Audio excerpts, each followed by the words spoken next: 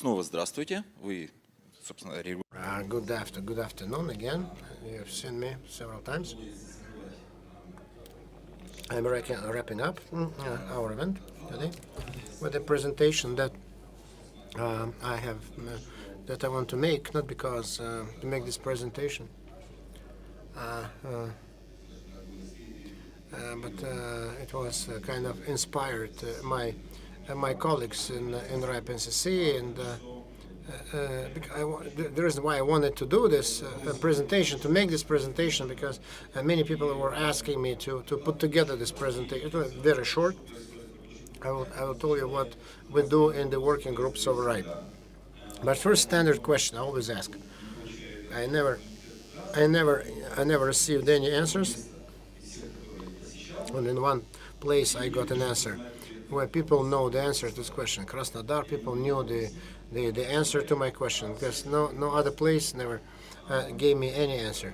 So that who knows what's the difference between RIPE and RIPE NCC? Who knows the difference?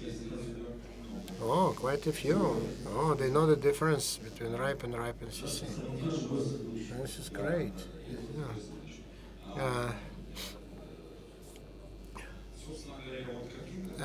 Effectively, this is the picture that shows how it's all organized. There is RIPE NCC, that is at the bottom, which is association, formal association with fees and contributions, and that's a banking account and charter, and so then it's kind of it's a legal entity. And there's a RIPE, which is a community, a fellowship. RIPE as a community is not an organization; it's a fellowship. Yeah? It's no more than ATF. It's not registered anywhere. RIPE has no legal attributes, no state presence, and only just people who are interested for some reason to work together in a team over certain subjects and get together and address certain issues from which they eventually come to interesting solutions. And RIPE NCC listens to the solutions, because RIPE NCC they execute the executive body of the solutions that the community makes. And so they listen and then execute. And the only way so community exists where it becomes tangible is the working groups. That's the only place where you can touch it. Yeah? So they look like a list of mailing lists. They look like mailing lists, and they have individual participation. So there are 12 working active groups, and then 12 have already been closed.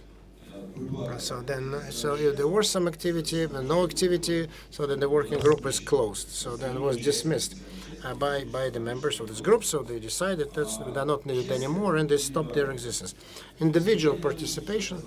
It means that RIPE NCC, it's us, you and my colleagues, and RIPE is you, right? You're a community.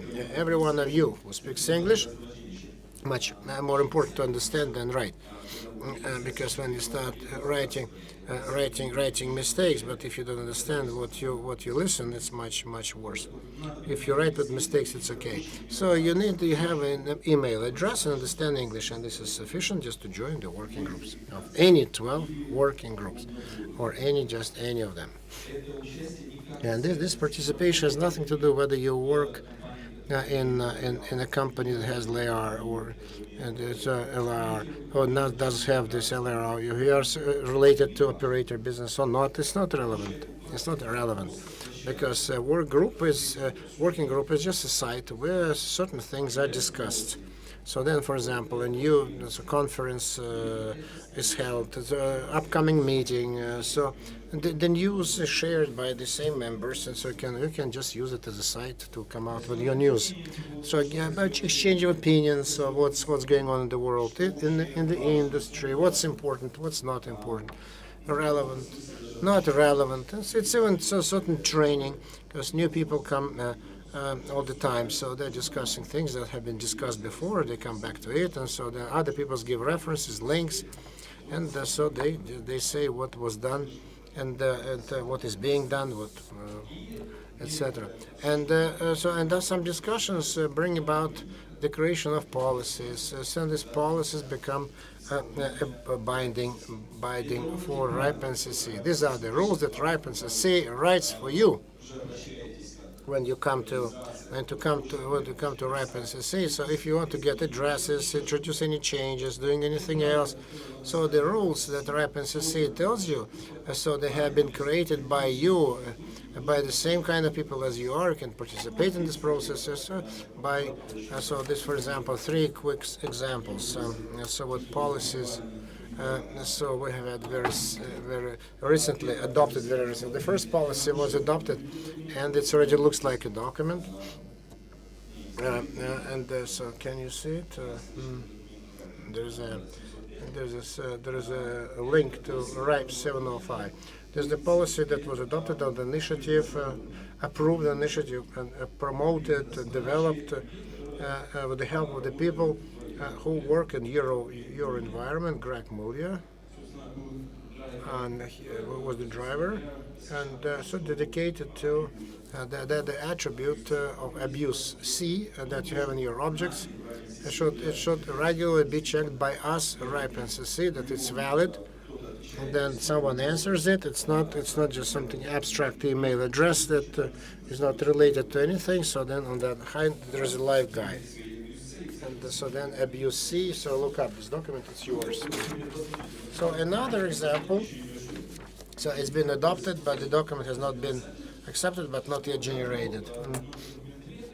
No number of the document.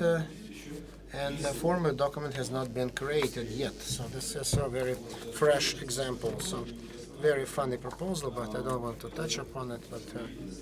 But we quickly figured out what to do with it. With provider dependent blocks of IP addresses. And then there is another thing. So, for example, yesterday at the beginning of our presentations.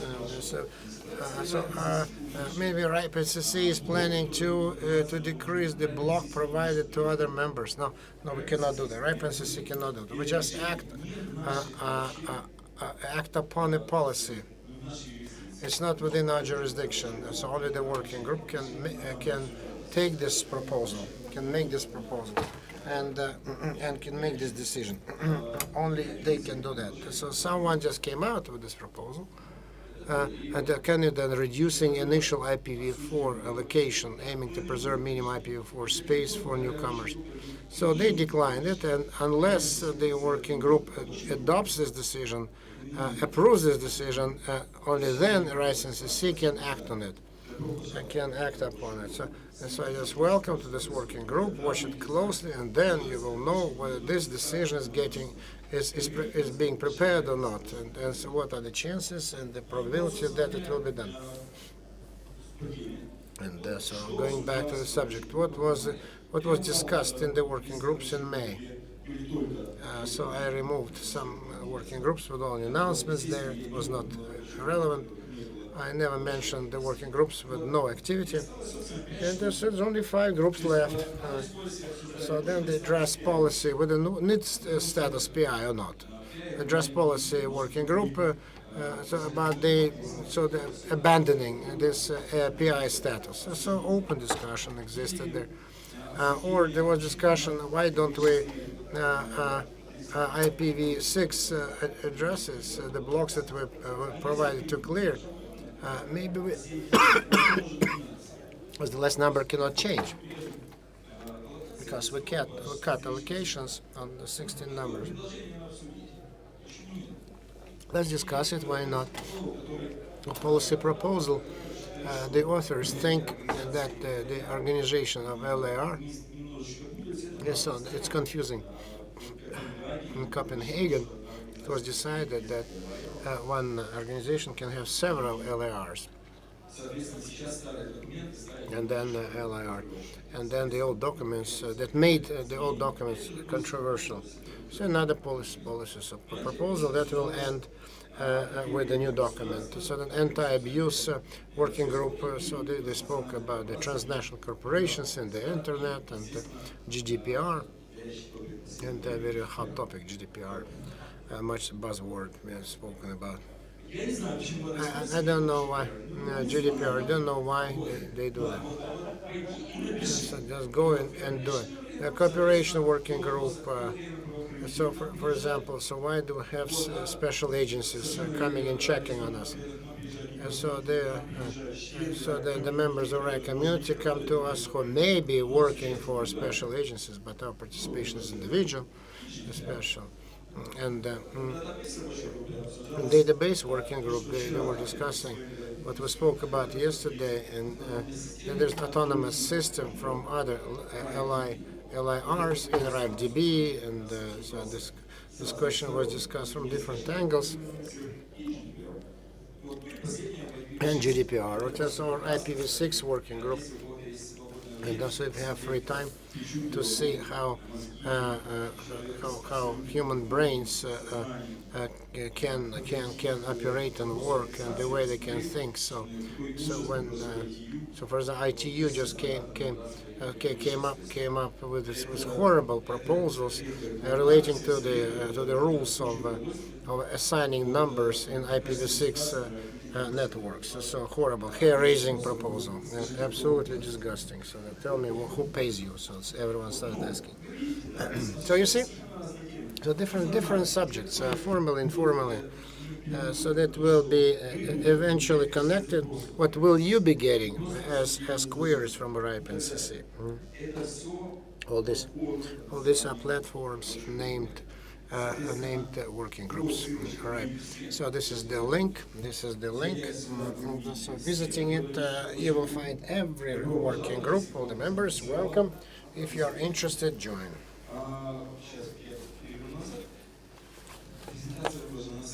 So then my presentation is on my site. Just a cut and paste PDF format. So anyone wants to take pictures, please. Thank you.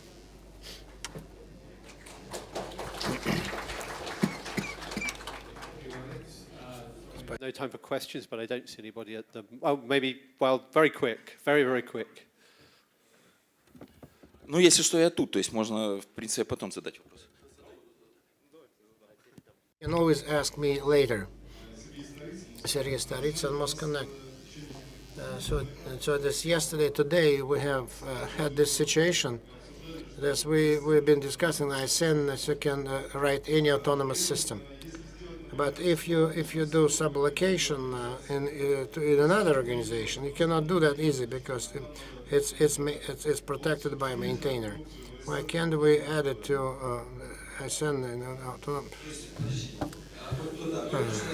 I just said that it's not I should ask you, not I should ask you. You should ask me. So there is certain inconsistency in the data.